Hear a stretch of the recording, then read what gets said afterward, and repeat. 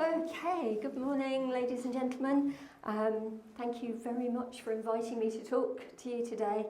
A little bit different from, I think, some of the things that you're going to be hearing about. We're going to go back a bit further in time. I am Aileen Connor. I previously worked for Oxford Archeology, and in the early, the sort of 2012 to 14-ish time, quite a lot of redevelopment was going on along Newmarket Road. Just a section of Newmarket Road, you possibly know now, there's a couple of big hotels, Travel Lodge and those sort of things around the Coldham's Lane area. And that's where we were lucky enough to excavate. I've put this up because we are going to be publishing. Eventually the publication will come out, so if you are piqued, your interest is piqued today by that, then do look out for the forthcoming publication. Okay, let's see that this works. Right, okay, so this is just a schematic map showing where the site is. I think you can see the red dot on there, with Cambridge, the brown sort of Cambridge, main bit of Cambridge to the west, to the left on there, and then what we think of the kind of little suburb of Barnwell, around Barnwell Priory, and where the sites were just to the south of Newmarket Road. So the sites that we did, Oxford Archeology, we could also take into in with the Cambridge University unit, who also worked along the same structure of road. Okay, so these are some of the sites. I don't know if is there a pointer on here as well? Ah, there we go, look at that.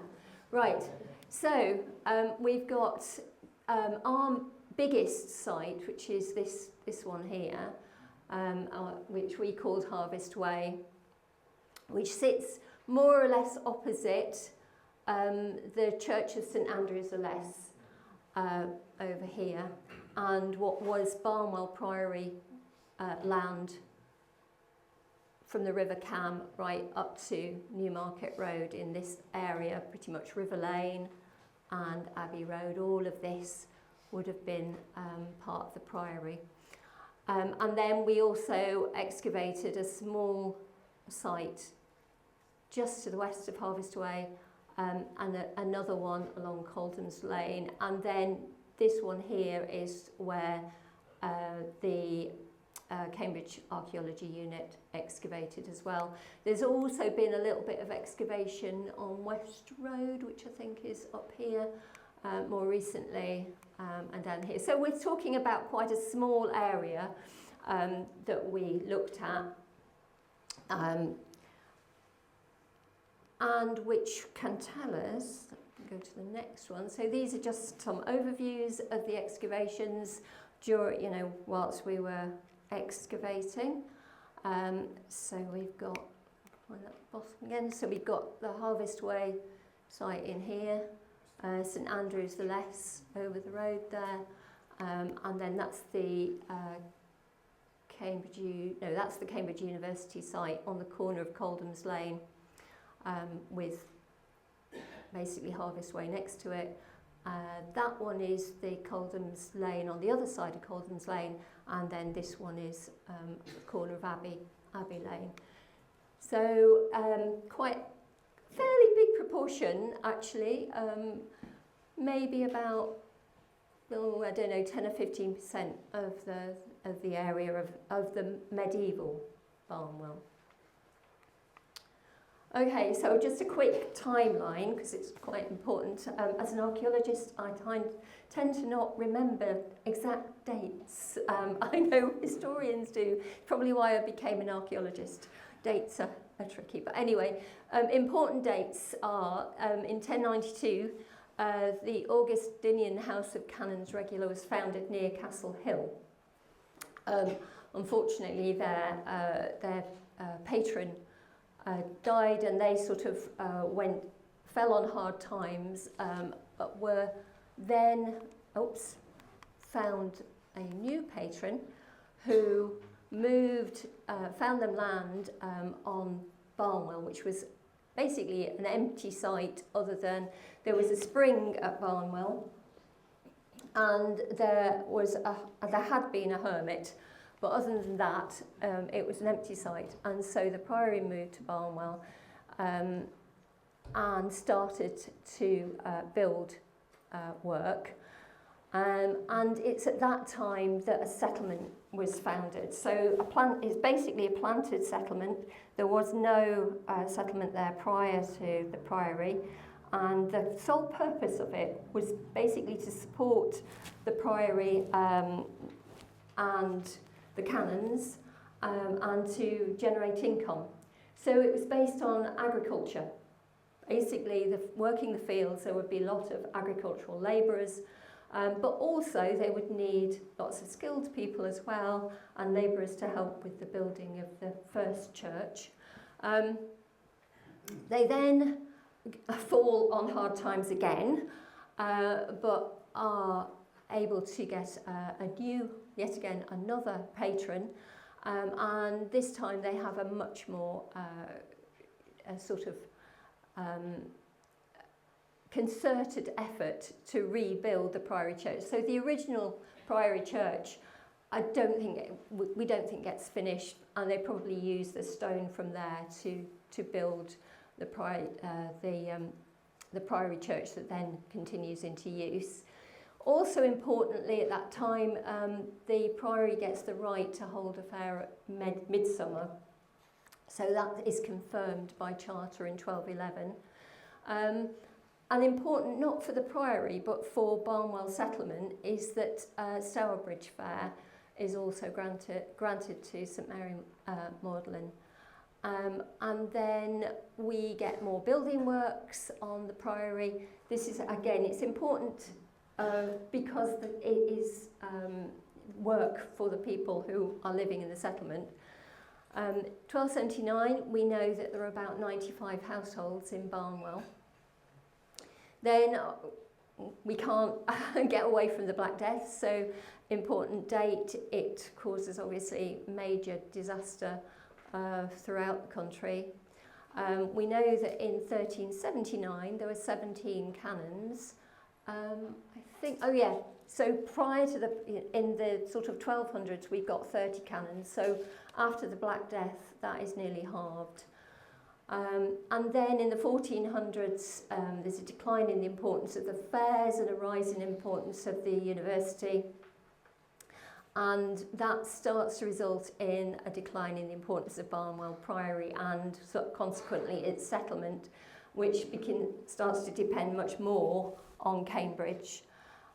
Finally, dissolution of the Priory and the Midsummer Fair management passes to Cambridge. So once again, we find that Barnwell, as a sort of it's separated from Cambridge, but it's never considered to be a separate village. Sort of administratively, it's always considered to be a suburb of Cambridge. So then we have a site, down to 67 households in Barnwell. Then we have the Great Fire of Barnwell, which began at the Black Swan and destroyed about 50 houses. By 1749, we've got 48 houses. So you can see it's kind of declining. Goes up a little bit again in 1801 with 79. And then in 1841, so that at 40 years, we've got 1,953 households. So absolutely massive expansion by that time. Okay, so that's a quick romp. Now, this is the excavation areas as we dug them. I won't dwell on this for very long, but basically we had three main periods of archaeological activity that we could pick up on. Period 2, we already this is the medieval period, so very broadly we're going from about 1200 to the dissolution, 1538. we can recognise from the way that the sort of features that we found, which are wells, pits, bits of wall, bits of sort of little ditches that are very earliest part of the layout, which kind of go along more or less Newmarket Road, bearing in mind that Newmarket Road's been widened, so we've actually lost the sort of the original frontages of these properties. But they largely form these sort of narrow, long plots, which we sort of pick up in the early post-medieval as well as the medieval period. And they do really continue right through into the Victorian era, into the 19th century. So that sort of initial settlement layout that is instigated by the priory, so it's a planned settlement, it's not sort of, it hasn't grown up kind of, at least in its core, it hasn't grown up sort of haphazardly. That actually is sort of fossilised and continues right through into the 19th century.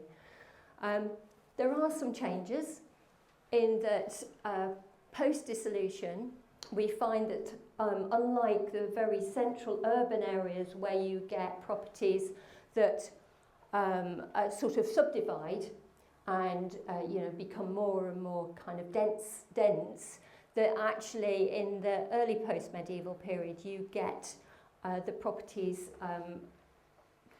amalgamating, they converge together and you get sort of bigger properties. We also get some signs of differences in status as well. It's hard to tell in the medieval period that there's any sort of very distinct differences in status between the people who work. There would have been, because we know that we've got people like doctors, and we've got smiths, and we've got sort of masons and things like that. So there would have been slight differences in their status. But by the early post-medieval, we do actually get one building, this one at this end, quite a large building, and a kind of wider property that appears to be higher status. So we know that there's kind of a mix going on. Okay. So that's really one of the sites was much more evidence of the sort of 18th and 19th century development. So you can see the sort of brick-built, brick-built buildings, building foundations with brick floors and that sort of thing, which was, an interesting sort of departure for archaeology, because we, quite often we don't go quite that far forward in time. Right, and that's just a few of the photographs showing some of the kind of the buildings on Newmarket Road, on that area of Newmarket Road in the 1960s. One of the themes of this that we pick out is the number of pubs, inns, that kind of thing in that area. And there's quite a lot of evidence for that from the archaeology. Okay, so just go back again to sort of think about the builders. Obviously, very important part of actually getting the settlement going, and the priory, obviously. And its work at the priory, we know that the sort of building phases went on for, 100, 150 years. So there was plenty of work for a few generations of people. So the sort of evidence we have from the site is architectural and other building stones, bricks, roof tiles, floor tiles, fired clay and daub. Some timber even, don't often get that surviving, but we have got a little bit. And building foundations, so the actual cutting into the ground to create a foundation for a building. By the way, the cellar We think that's an 18th century cellar, but it was rather splendid, still got its steps going down into it, and full of lovely, lovely things. Okay, so just not very much of the priory left, but you can see, obviously, there's the cellar's chequer, which is still extant. That's the only surviving actual building. But then there are a few, you'll see quite a lot of stone built into later walls, which is basically the quarried from the priory. So once the priory goes dissolution, the stone is fair game, and you'll find it all over Cambridge, especially in the colleges, buildings. It's quite often difficult to be precise as to where the stone came from when it's been sort of dispersed like that, other than as there were several religious buildings, but at Harvest Way we were able to just purely by dint of the fact that the building I mentioned, the sort of what we may have been referred to as the old manor, included in its construction a latrine pit, a sort of full of lovely cess. We always like that sort of thing. So that's kind of the top of it there, and it was excavated. So the internal faces of that were all lovely and smooth. But what we discovered as we excavated down was that they'd used lots of stone from the priory, lots of nicely decorative stone actually, but the decorative bit they put at the back. So they didn't want that bit, they wanted the nice smooth surface.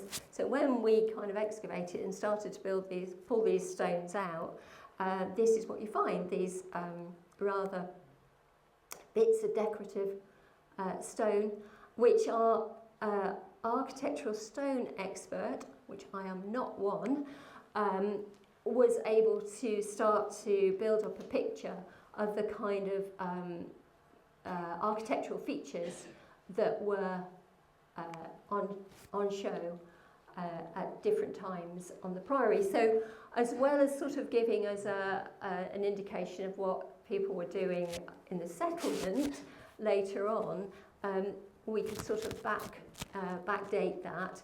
And Mark Samuels, who has done all the analysis on the architectural stone, identified about 5 sort of building campaigns, as he called it. We're kind of aware of about 3 through documentary evidence, but he is pretty convinced that there were 5, possibly more, from the archaeological evidence. Okay, so I mentioned that we also have evidence of wooden structure as well. So these came from waterlogging, so the timber only survives in waterlogged deposits, and we had on the site several very, very deep wells, some of which were waterlogged right at the bottom, and were able to provide some evidence of structural timbers. So this is a plank with some peg holes in it. You can see it's sort of drawn it up here, and there are a couple of those, and also lots of pegs for actually attaching pieces of timber to each other. So we have a little bit of evidence of the structure. And of course what you have to think is that whilst the priory might well have had a lot of stone buildings eventually, the church being the priory church being the main initial one that they would have focused on, there would also have been a lot of timber buildings, and our settlement, Barnwell settlement, would have been almost entirely built from timber, which obviously doesn't survive very well, so having a little bit of it does help a lot. Okay, so I talked about the wells, just a few of them. we found that pretty much every plot that we'd identified, and in a sense, it's a kind of chicken and egg, because what we're looking at is if there's a well, it's likely to belong to a property or maybe two. But the distribution of the wells suggested that each property had its own well in the backyard. Obviously, clean water, really important.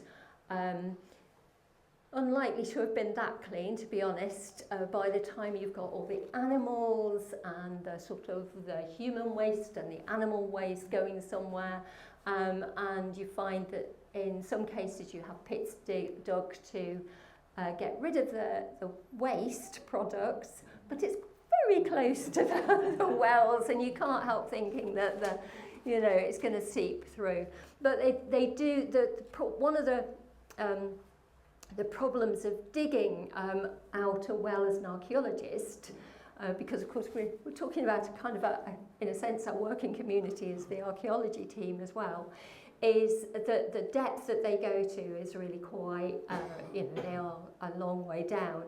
And they had actually dug them through, it's quite soft sand in this area, so it's river terrace deposits, very soft sand. You can imagine the difficulty of digging them in the first place, and then obviously our difficulty in emptying them. We found evidence that they had all been lined in some way or other. They would have to be, otherwise they would collapse almost immediately. So that changes from a simple sort of a clay lining, maybe with some timber, sort of almost like a basket work, to full-on sort of planking, to the most recent ones, such as this brick one down here, which actually when we uncovered was still empty, it was still a void. So this is sort of 19th century well, going all the way back to sort of a 13th century, kind of wells as well. So, and they are full of very interesting things. What you can't do is get a very precise date on them usually. The pictures in the middle, these are basically sections drawn through them, and so we have depths of anything between about 3.5 and 5 metres, so quite deep. Occasionally we are lucky enough to find a whole pot at the bottom of a well, and this one was, in fact, that one came from the bottom, right at the bottom of one of the wells, and so gives it a nice 13th, 14th century date for its use, but not necessarily its first use, because they keep it clean as much as they possibly could. So I've just sort of called this eating and drinking, just to kind of give a start to think about what people were, because obviously their lives are living and working in very close proximity. They're not travelling anywhere very far to sort of, go do the daily commute. Their lives and their work is completely intertwined, and providing food for themselves is part of the work for a lot of the time as well. So evidence we have is a lot of jugs from the medieval period. We have an awful lot of jugs. In fact, one of the plots produced so many jugs that our interpretation is that actually began as or developed into a pub, an inn of some description. Later on, obviously we get things like the actual bottles. These are later plate here, rather splendidly decorated, sort of 17th century, starting to get some cups and things. And just this here is like a little lead mend.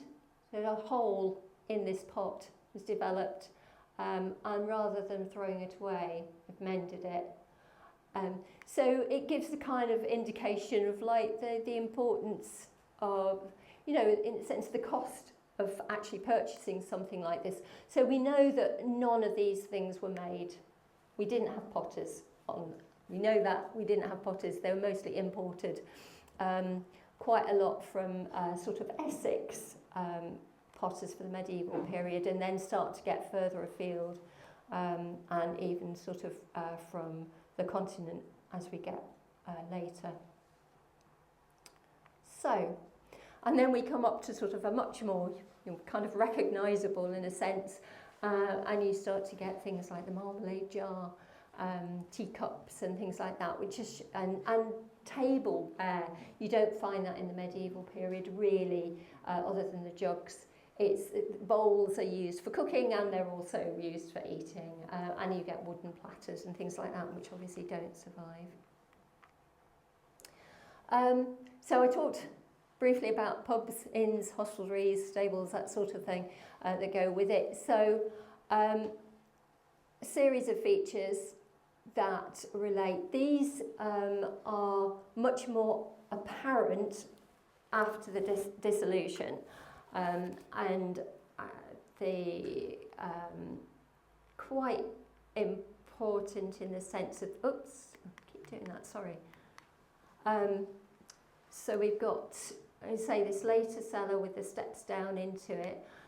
What we found was that I think this cellar, contained a huge amount of debris, sort of animal bones, all sorts of environmental remains as well, which gives us a lot of information. And we did find evidence, scant, but evidence of the 1731 fire. So we were sort of able to kind of do a before the fire and after the fire in our sequence as well. And this is just a map showing some of the pubs. I'm kind of rushing because I can see that time is going on. Oops. So there's in red our sites, and then we've got, you can't really see it very well, but there's a whole load of little numbers with various pubs, and a couple of them actually fell within, well, in fact 3 within the sites that the university unit and we excavated. And we did find a lot of information which would make us think that it related to pubs, including a lot of clay tobacco pipes, which we'll just come on to in a moment. I'll just very, very briefly, because this is quite interesting, but it's sort of, these are all Cambridge College, stop it, sorry. Right, these are all Cambridge College pots. And these are found everywhere in Cambridge when you excavate. And they are, basically they were made in Staffordshire and started in, I think, the 1760s and go right through to the present day. And often they have a name on, as in here, Spencer, Claydon, Hopkins, and those relate to the chef, the college chef. Why they appear all over the place, I mean, one of the interpretations is that you've got either college students or college servants bringing them out and living in an area, and so they end up there. It's not necessarily the case. It could be that we're looking at sort of rubbish deposits that are getting taken out, and areas are being backfilled, being used as dumps. It is possible that, but it is a very interesting entire subject on its own, and Craig Sethswood has done a lot of work on this. He did the work on the material that we found on these excavations, but he's also done work all over, on this all over Cambridge. Okay, one of the things that gives us lots of information is animal bone, and the kind of sort of work that was going on using animals based on the animal bone evidence. We have lots of evidence of butchery, tanning, which we'll come on to in a moment, furriers, spinning and weaving, dyers, but also rat catchers. We've cat remains, bone and horn working, carters and coachmen. We've got horse remains and horseshoes, that sort of thing, and of course cooks. You have to, you know, use the meat for feeding yourselves. So bone, horn and ivory working. So we've got quite a lot of actual objects, some of which are related to sort of needlework, spinning, weaving, that sort of thing. So we've got these, stop it, keep pressing the wrong button. Little needle case here, and various sort of needles and awls for leather working, actually, probably. That might be a nice little pointer. And then we've got some dice. These would be rather later. There's probably 18th or 19th century, but a little indication of, not dice, dominoes, of people, oh, am I still there?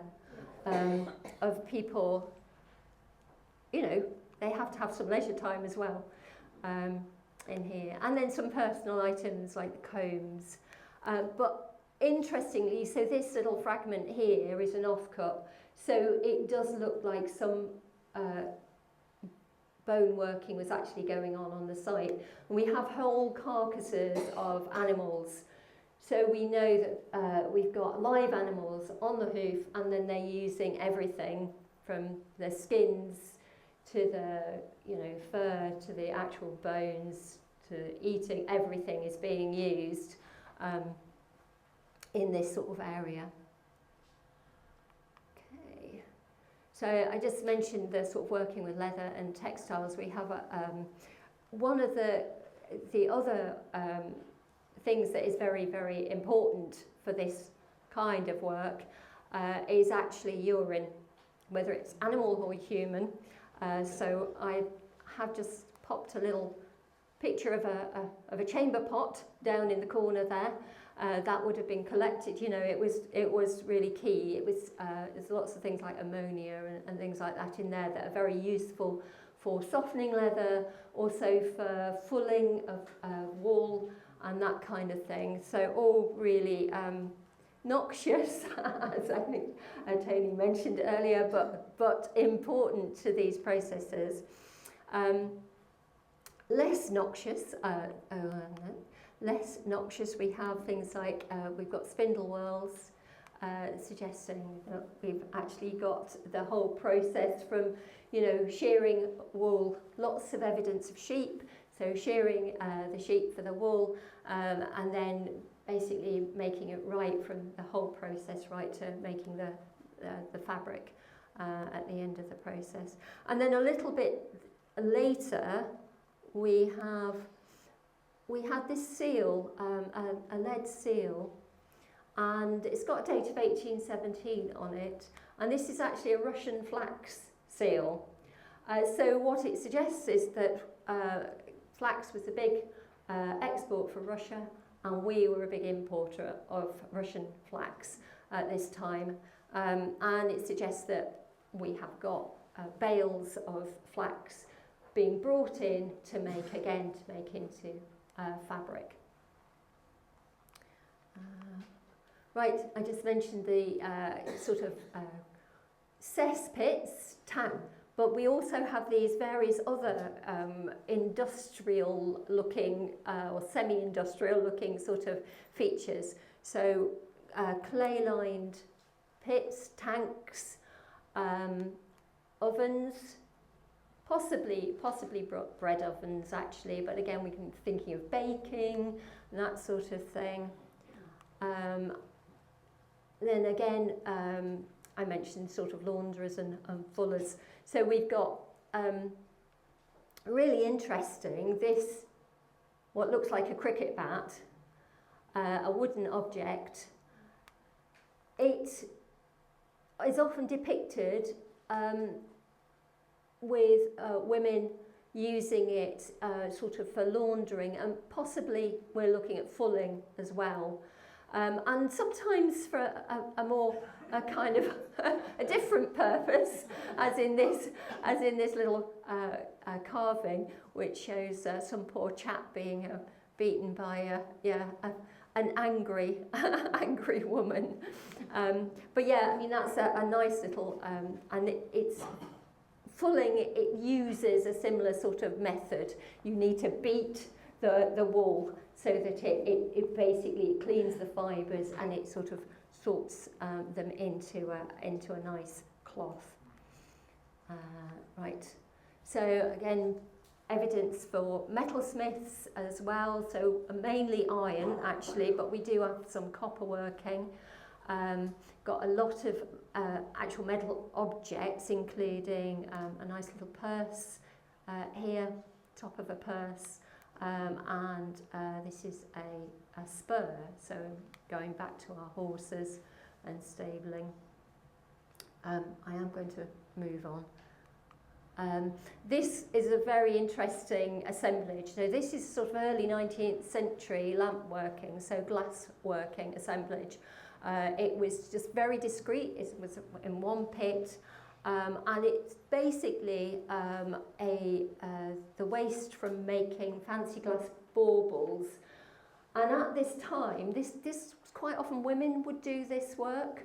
It was something that you could do more or less. It was almost like a kitchen sink type of thing. And there were travelling lamp workers found in what we thought was the back of one of the inns. They were often used, they would often do them as like displays. So they would come along and they would make them, but people would come and pay to watch as well and then buy so it's like an entertainment as well. So that was a really fascinating little assemblage of material that gives a little insight there.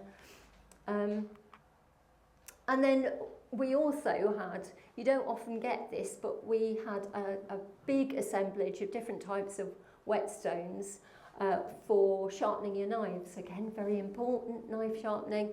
But we think there was a little industry in actually making the whetstones going on as well. And then I mentioned the clay tobacco pipe. So there were a lot in the 19th century. There were a lot of clay tobacco pipe makers on Newmarket Road, and we found a lot of clay tobacco pipes, and a lot of them do actually have some the makers' either initials or some kind of name on them, and there's several, including William Ball, the WB, and I think we've got Richard or Robert Nutter as well. So I'll just tell you a little bit about William Ball, because we actually have a bit of information. So he was he's first recorded as a pipe maker in 1813 when he was resident in Barnwell. And by 1820 he was a master pipe maker. And he continued until at least 1832.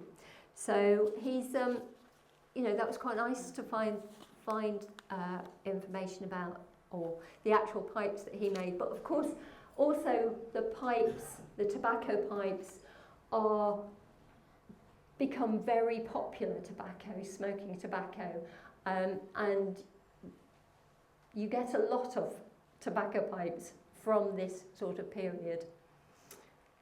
We didn't have any evidence of actual pipe making on the site, but certainly lots of evidence from. And then finally, I've going to the loo, so cesspits, latrines and chamber pits, so sort of obviously a really important part of life, but also up until relatively recently an important resource, as I mentioned earlier. Collecting that material for your other industrial processes is very important. Also, from an archaeological point of view, they're really, really useful because you get remains mineralised. Things that wouldn't normally survive are mineralised. So lots of plant remains. So We have like beans and pulses, so we have an extra sort of dimension as to what people were eating. Lots of different cereals for bread making and that sort of thing. And I could go on, but I'm afraid I've run out of time. So I just end with some acknowledgements because, as I said, you know, archaeological excavation is not one person, it's a whole range of people, right through these days, right through from actually the people who say this should be done.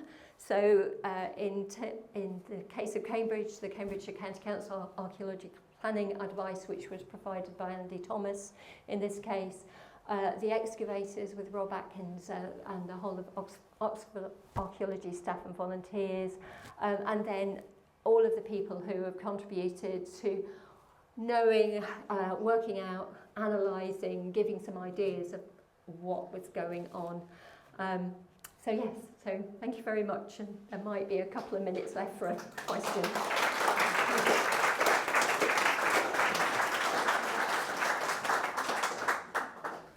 Thank you very much, Aileen, for revealing the hidden material culture, the buildings, and also the personal spaces like the looms and so on of the past. And we have about 10 minutes for questions. Oh, okay. Well, I think somebody at the back's put their hand up first. So, do you want to? Yes. Thank you very much, Aileen. I used to have an allotment on the other side. Oh, excellent. So I'm very interested in that side. I was wondering, because you talked about places where beer was sold and drunk, is there any evidence for brewing on this side? Evidence for what? Brewing. Oh, yes, there is. There's evidence for small-scale brewing.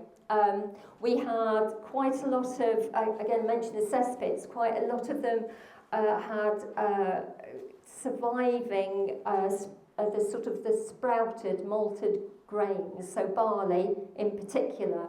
So, yeah, we certainly think there's small-scale brewing going on very early on. Obviously, hops don't get introduced until a little bit later, about sort of 15th, 16th century. But even so, you get small beer. And we think from that, it's sort of developed into, you know, because the inns are likely to have had their own sort of breweries in the backs as well. But yes, certainly from the sprouted grain. And we do think that some of those tanks might actually be related to the brewing process. But it's quite hard to kind of be exactly sure because they do get cleaned out and then it's rubbish that goes in. But yes. Thank you very much. Yes.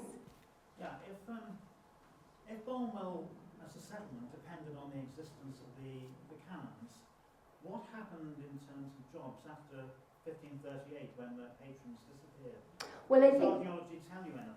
well, in the sense that we know that it does, we do appear to have a downturn after the priory leaves. So it looks like there are fewer people. But also what it looks like is that properties are being amalgamated and turned into pubs. One or two of them actually get turned into pubs. So you get a change in that sense, and I think people are having to possibly leave. And also part of one of the sites, you get this sort of big property, which is basically more kind of, you know, well-to-do occupants, which obviously would have required servants. But yeah, you definitely get an indication that there's a reduction in the number of people, and therefore the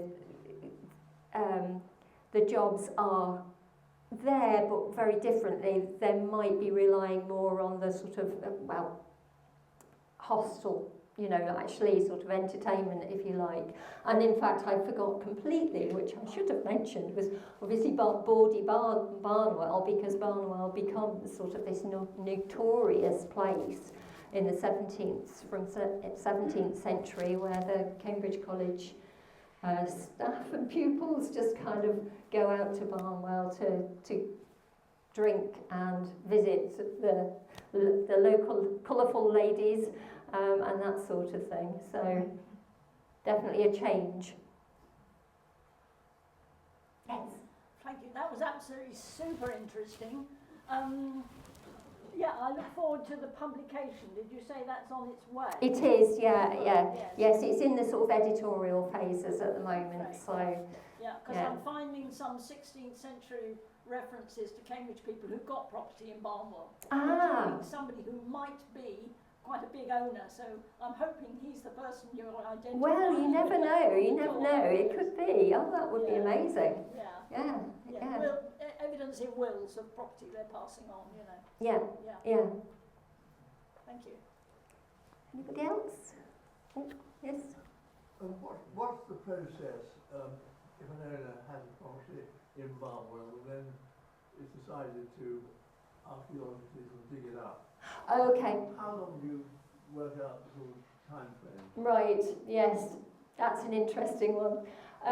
So, yeah, once a decision has been made through the planning that the client, so the developer, must have an archaeological investigation, it starts really with some trial trenching. Wherever you go, you'll start. Well, I say you might get other things, but in an urban context, you'll probably go pretty much straight into trial trenching because remote sensing doesn't work very well. And so you just put some trenches in. Usually you're kind of looking at between 2 and 5% of an area to get an idea of what you've got there. You know, what the sort of depths of stratigraphy are and the kind of the spread of it. Because obviously development in the 20th century along there, you know, you just don't know. It could have taken out a lot of earlier evidence. In fact, there's an amazing amount left there. It's quite a difficult thing to do. It is very difficult actually to judge how long and how many people it's going to take to do an excavation, even when you've got that evaluation to go on. It's made doubly difficult in an urban context because of the depth. In a rural context, you're usually looking at a sort of really more two-dimensional. So you're looking at the area and the spread and the density. You've got to add in that sort of third dimension in a urban context because you've got to know how much vertically you're going as well. But yeah, you come up with a sort of a plan. And in the case of Harvest Way, I think we came up with about 6 months, 4 to 6 months for our actual excavation with about 10 to 15 people. And then we hope that that's going to be sufficient. It sort of works, but it is a bit you know, yeah. But then we have to stick to it really, unless we can persuade our client to cough up more or give us more money during the process. In fact, in this instance, we did have to go back to them because of the wells.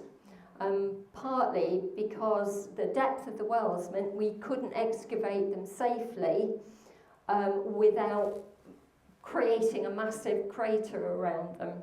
So we had to bring machines in to kind of dig out the sand around. So we had to get their go ahead, both for, I don't think we put much in the way of extra money on, but it was more about the fact that we were going to be digging a massive hole that they might not have expected. So, but then we did persuade them that, if we didn't do it, they'd probably have to, because there were these very sort of kind of soft spots that were filled with kind of, human detritus that wouldn't be very stable. So they were kind of persuaded that it was worth you know, it was worth doing. Gentleman there with the Oh, picture. yes. I've got a question about the sites. So you, I think, have mainly referred to Harvest Way. You were also digging at the corner of Holden's Lane, I understand, which presumably wasn't quite as interesting. It was. I mean, the only reason I sort of concentrate on Harvest Way really is because that's the biggest area. Right. The other two sites that we did were smaller, so therefore just don't give you as much. What we did kind of get from the Coldham's Lane site was that it appeared as though we might have come to the eastern end of where the medieval settlement stretched to. Now that's not necessarily the case, but there was an indication that it was almost like, right, we've got this boundary ditch, and then there's not really much beyond it in the way of medieval. But obviously, because it's quite a small area, you can't be sure that it's not just a little gap. And it would be interesting to see a little bit further east.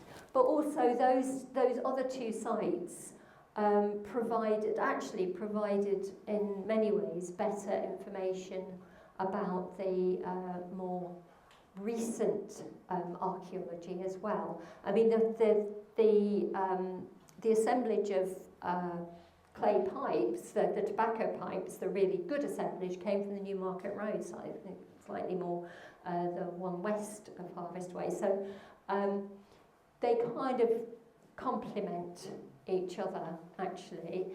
And yeah, we got very good kind of 19th century evidence from both the Newmarket Road and the Coldham's Lane sites. And the Cambridge University site? Pardon? The Cambridge University site? Oh, the Cambridge University site was very similar to Harvest Way.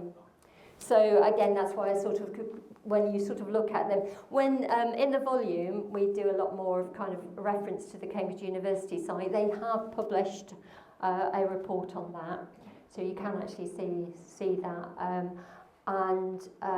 But yeah, when you look at them, they're very similar. So the medieval pottery, property plots continue, which is quite nice. So we picked up about 8, and the university unit also picked up about 8. So we know we've got like about 16 between us to give us quite a good sample.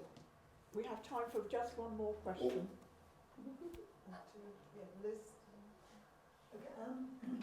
So I was thinking about thanks for your talk, it's really interesting. You know, this place that's now the Premier Inn. Yeah. You know, time travel in the Premier Inn.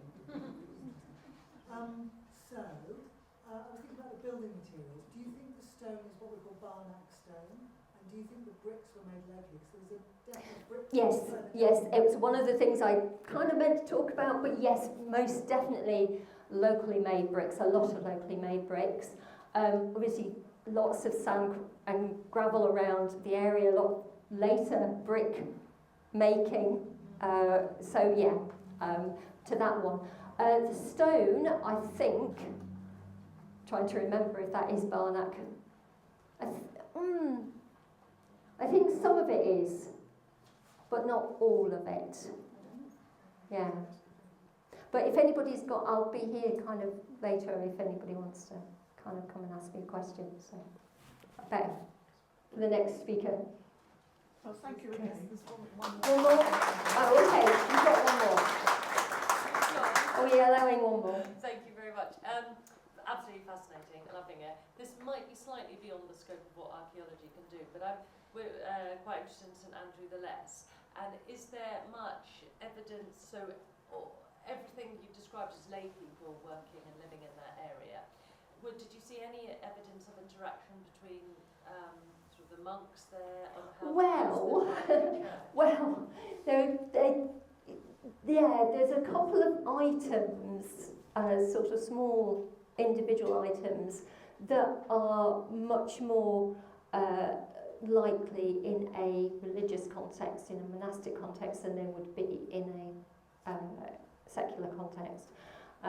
I suppose the other one was, which isn't quite the same, but we did get a fragment of sarcophagus, which probably came from St Andrew the Less Church, which has an inscription on it, which is quite nice. Which I can't quite remember what it is, but I sort of cut it out in the end. I was going to leave it in, but it's something about, you know, swift goes life into death or something like that. So, but that's quite nice. But again, just broken up and reused, as building materials. So not necessarily as respectful of the dead in the past as we are today. You need to read the work by Jackie Harmon about Barnwell. Thank you. And it might explain about the monks and the interactions and that. So thank you. Thank you.